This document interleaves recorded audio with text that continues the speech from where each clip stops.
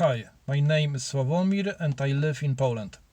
Temat dzisiejszego filmu to śmierć Jezusa na krzyżu. The topic of today's video is the death of Jesus on the cross. Of course, it will be interpreted according to the Urantia Book, because this is a channel about the Urantia Book. By the way, if anyone is not familiar with the Urantia Book, here's a little warning. I will be violating church dogmas here.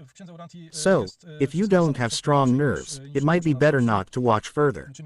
In the Urantia Book, everything is described a little differently than the church teaches us.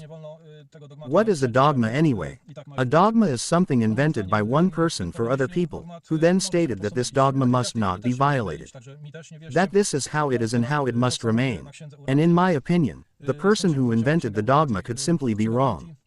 Just as I can be wrong at this moment, so don't believe me blindly either. I base what I'm saying on the Urantia Book.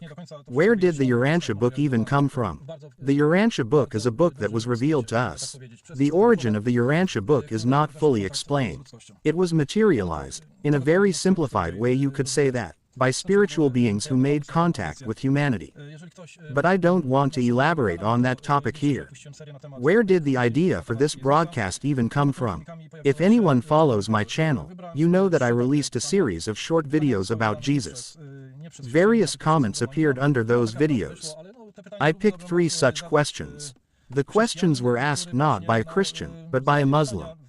That's just how it happened, but these questions could just as well have been asked by a Christian who was asking questions, doubting, erring. The questions are good and concern the principles, the foundations of our Christianity. The first question I received in a comment: why did God allow the death of his son on the cross? Good question. To answer this question, we need to go back a little to the beginning of the universe, let's say. The universe was created by God, and no religion disputes that. Science disputes it, saying the universe arose by itself, on its own, all life arose by itself. But religions don't dispute that. The universe was created by God. The universe is huge. God does not personally manage the universe, but divided the universe into segments, into administrative units. One of these administrative units is managed by Michael of Nebadon. We live in such an administrative unit of the universe called Nebadon. And Michael of Nebadon is that being who incarnated on earth, and on our earth is called Jesus of Nazareth. So, for simplicity, I will now say Jesus, just Jesus. Before coming into the world, Jesus had a dual mission. He finished building this universe, and his mission was to gain full sovereignty in the universe, which is why he had to, among other things, go through the life of a mortal. He had to incarnate as a mortal and live life from beginning to end. So here we already have the answer to the question of why Jesus had to die. If he had to live the full life from beginning to end, then he also had to experience death. The second element of Jesus' mission was to convey a new concept of God to humanity. The new concept of God according to Jesus was that God is a father, and all of us humans are brothers. To convey this concept, he had to go to a place in the world where the concept of one God was already crystallized. The best place for this purpose turned out to be Palestine. There, the concept of one God was crystallized, and onto this concept, he built this new concept of God. So, onto the concept of God Yahweh, he added the concept of God the Father. Yahweh was basically the God of the Israelites alone. Onto the concept of a God, a national God of the Israelites, he added the concept of a universal God, the Father of all beings on earth and beyond, and in the universe. Because the assumption is that we are not alone in the universe, but there are many such worlds. Someone might say, what nonsense is this? But remember, 600 years ago it was nonsense to say that the earth was round and that far beyond the sea there could be another continent and that one could sail around the earth. And someone who talked like that could simply end up at the stake. So, humanity's consciousness is developing, expanding, and in my opinion, it's stupid to think that in the entire huge universe, life could only appear on Earth. That is simply an irrational assumption. I think so. Earth is just one of the small worlds. I believe there are more inhabited worlds, and for me, that's logical. Why did God allow the death of his Son on the cross? The choice of the time and place of death.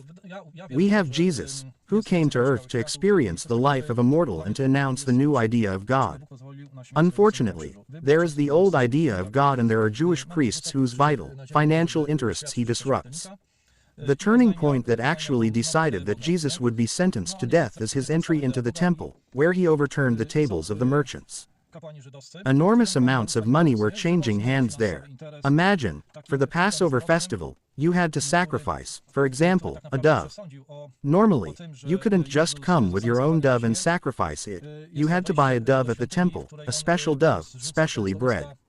And then you gave it for sacrifice and sacrificed it. All fine, okay. The problem is that, converted to today's value, a normal dove brought from home would cost $5, but the temple dove cost $50. He ruined that business for them. In this way, he incurred a death sentence. And now, to finally answer the question of why God allowed death on the cross, you can't really answer it in one sentence either. Jesus' entire mission of informing humanity about the new idea of God was basically already over. He had already prepared a team of apostles. He could leave this team behind. He stated that his mission was completed. And once it was completed, he returned to his kingdom, to his Nebadon. In fact, he always said that his kingdom was not of this world. He decided to return to his non-earthly kingdom. And now, how to end the mission? Just die in bed. Such a man could not do that. He couldn't flee either. He knew very well what awaited him, because he had his allies, his disciples, his people everywhere. He knew very well what the Jewish priests, what the Pharisees were preparing for him. So, death on the cross was an element of the strategy meant to spread his teachings. At the time he was crucified, it was Passover in Jerusalem, and a huge crowd of people had gathered in Jerusalem to celebrate Passover, their Jewish holiday. And now look, into such a Jerusalem, where normally 500,000 people live, 1 million people come from all over the then Palestine and even from neighboring countries. He is killed during those 3 days. He was well known at the time. A well-known man is killed and after 3 days rises from the dead. What a phenomenal idea simply to spread his teachings. People then ask, who was this Jesus? What did he teach? And after dispersing to their homes, they spread the teachings of Jesus. So you could say, by today's standards, a brilliant marketing move. Another matter, death. If you preach life after death and talk about God, then at the moment of threat, it's not fitting to flee. Jesus simply had to die spectacularly. All these were elements of the strategy meant to spread Jesus' teachings. The strategy proved effective. Next question. Why did God sacrifice his Son for the good of the people he created, if it was meant to atone for human sins? Couldn't he have forgiven people or punished them without sacrificing his Son? Where did the concept in Christianity of sacrificing Jesus, this Lamb of God, which is Jesus, come from? This concept, I ask all Christians for forgiveness, but it is senseless. The concept is that God loves the human, who sins, errs, does various nasty things, so much, and now, to forgive the human, he sacrifices his beloved Son, gives this Son to the human, so that the human murders him, and then God forgives the human. Completely senseless. Where did this concept come from? The concept of Jesus as a sacrifice was introduced by the Apostle Paul. The Apostle Paul wanted to make Christianity more attractive to the Jews. In their religion, the concept of making sacrifices still functions. Where did the concept of making sacrifices among the Jews come from? It was a concept of the old god Yahweh, who was vengeful, who got angry at people for everything they did wrong, sent them misfortunes, and then, to appease this god, they offered sacrifices. The Jews took this sacrifice making to the extreme. They offered human sacrifices. Finally, they decided that something had to be done about it, because entire villages were simply losing their best people in order to make sacrifices. So they switched to animal sacrifices and generally blood sacrifices, but less drastic ones. Human sacrifices were the most extreme. And that comes from that period. Jesus introduced the concept of a loving God, that is, God the Father, who created man. And all people, since God is the Father of us all people are brothers. So there was no place for sacrifices here.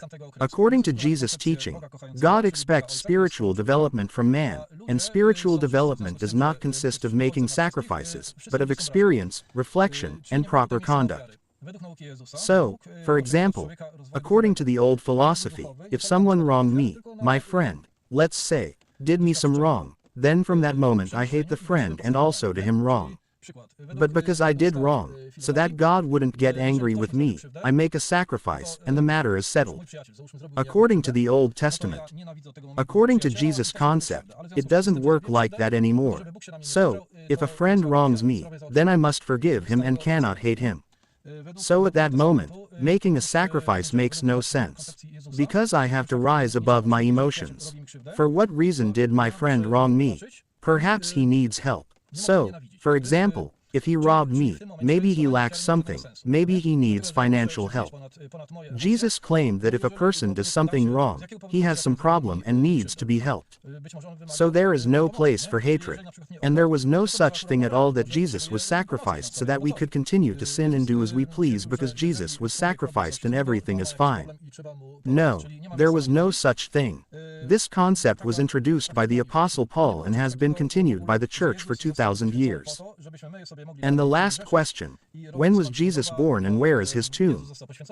According to the Urantia Book, Jesus was born on August 21st, 7 BC. Jesus' tomb is located near Golgotha, but Jesus' body is not there because Jesus' body was decomposed in an accelerated manner. That would be what I wanted to tell you. Everything I'm talking about is in the Urantia Book, urantia.org. If you want, you can read the Urantia Book yourselves. Take care. Visit my channel. Bye. Trzymajcie się, odwiedzajcie mój kanał. Pa, pa, cześć.